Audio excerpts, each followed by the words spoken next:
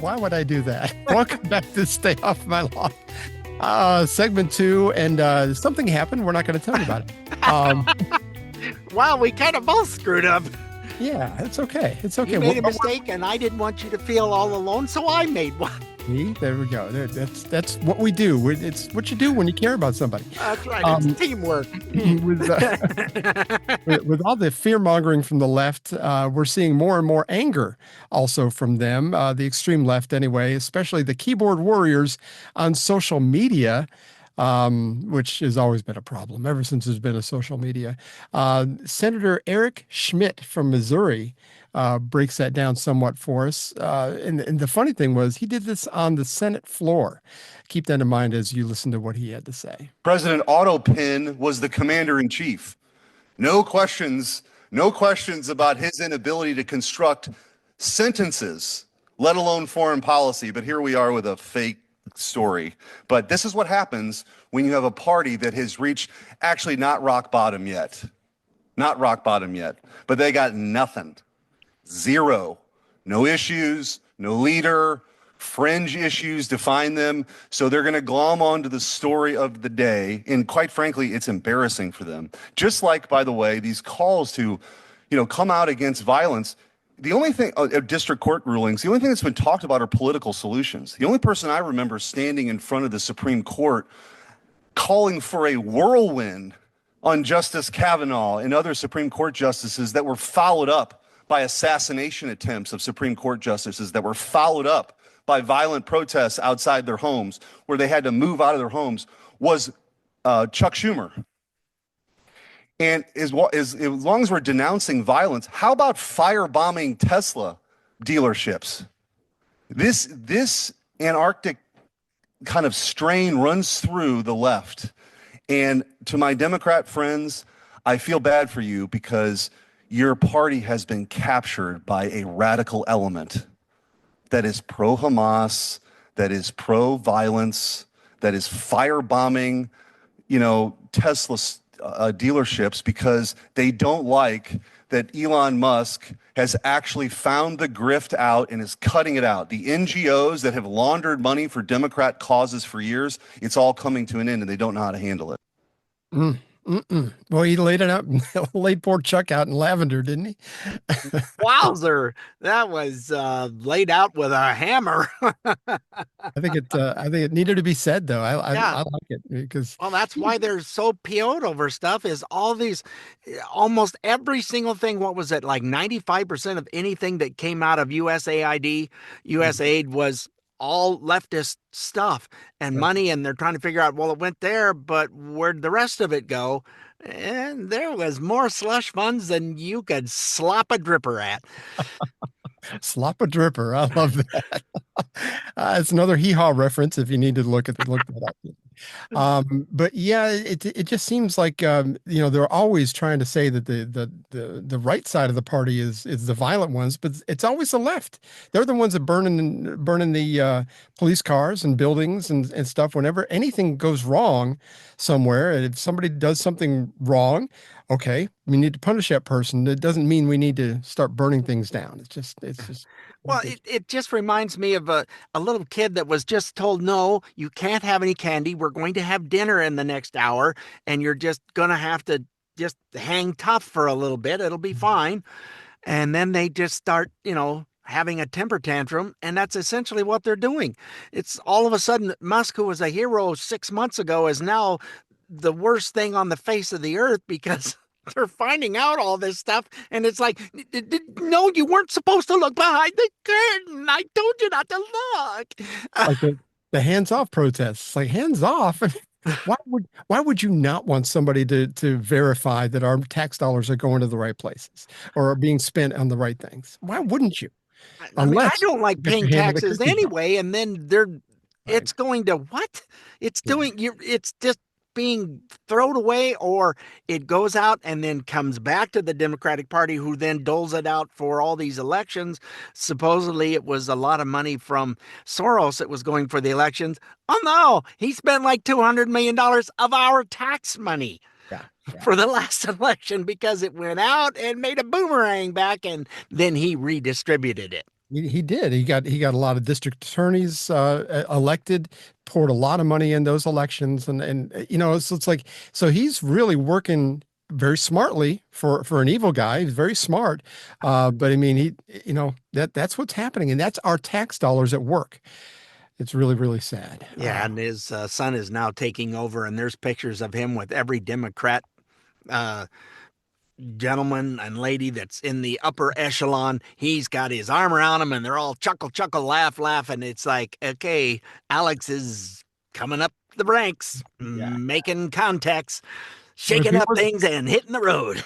if he wasn't ready, his dad wouldn't have handed him the keys. So Yeah. he's all ready. Well, it seems to be we're hearing more and more about activist judges approving injunctions on presidential executive orders. And it seems like we haven't really heard about that much in the past. The latest one is where those MS-13 and Tren de Aragua gang members that were here illegally were sent to be imprisoned elsewhere. Costa Rica, I believe. Yeah, it was somewhere in Central South America. Yeah. Yeah. Dan Ball from OANN was talking to South Carolina Representative Russell Fry on how those injunctions have escalated. Even Democrats need to understand this. How many injunctions? You're saying over in the modern era, judges jumping in and trying to create an injunction to stop a president, 90-some% have happened under Trump. Is that his first term and this term over all the presidents in the past modern century? Is that what you're saying to me?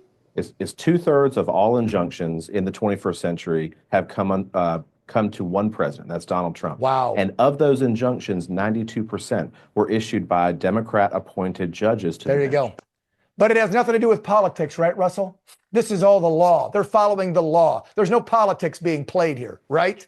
No, none at all. I mean, there's no forum shopping that's going on. There's no, pick a plaintiff in a friendly court jurisdiction and get a nationwide injunction. And here's the thing, too, I think that your listeners need to understand. The Constitution is very clear. The court is there to solve cases and controversies of people that are in front of them.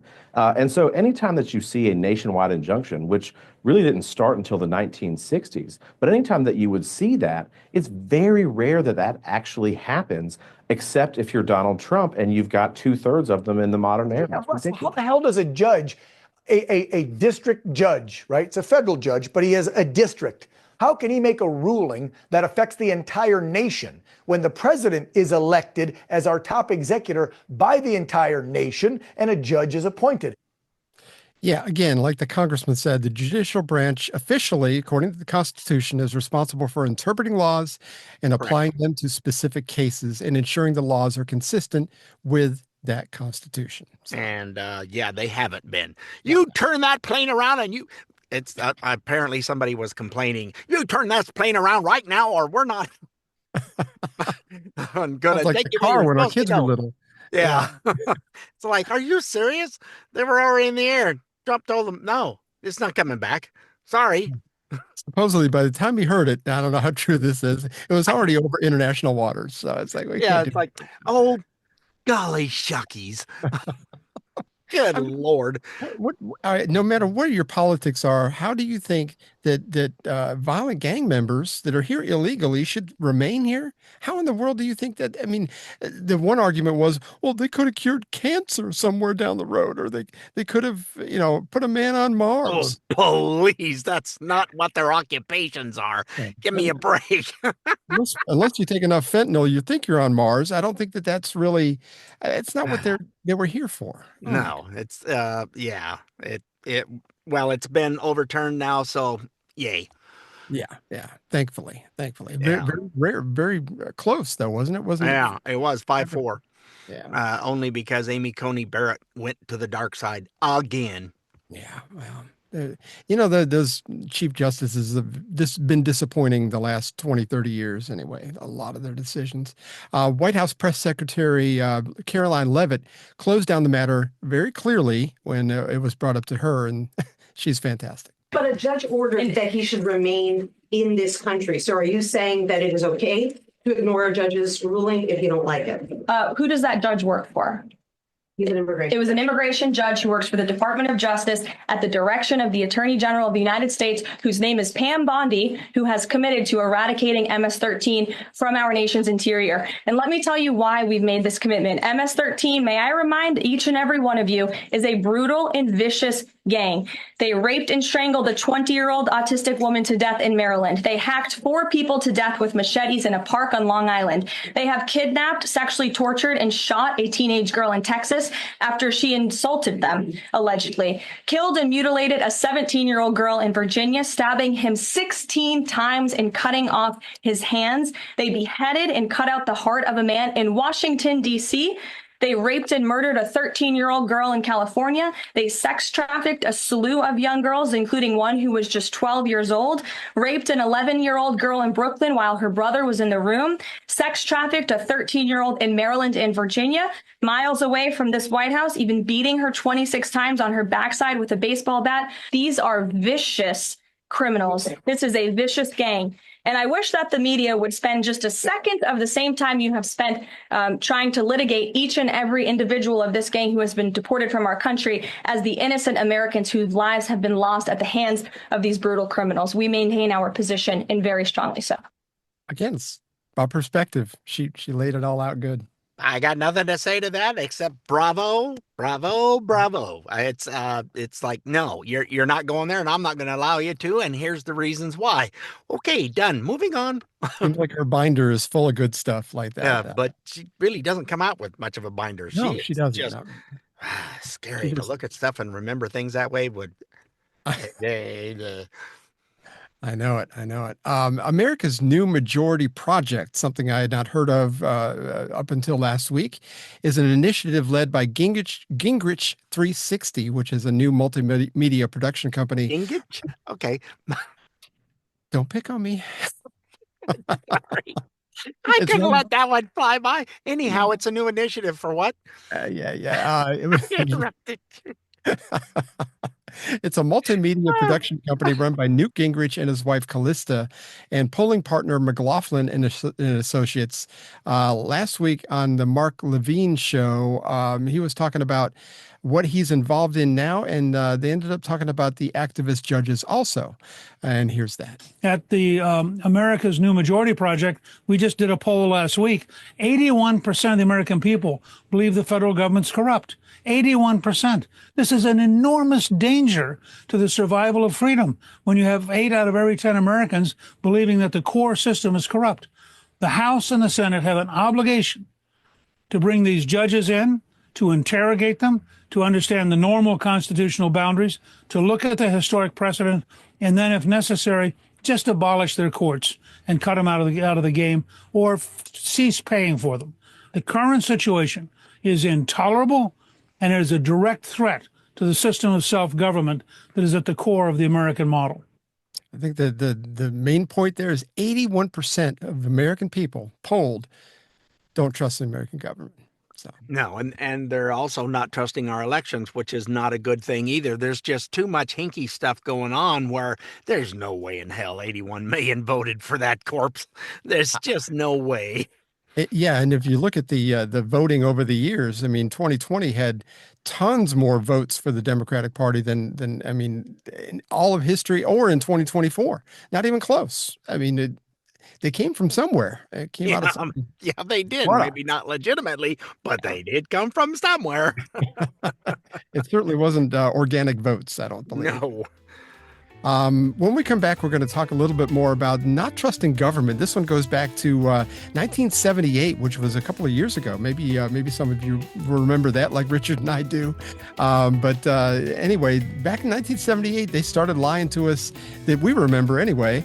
And we'll go over that story when we come back. So hang in there.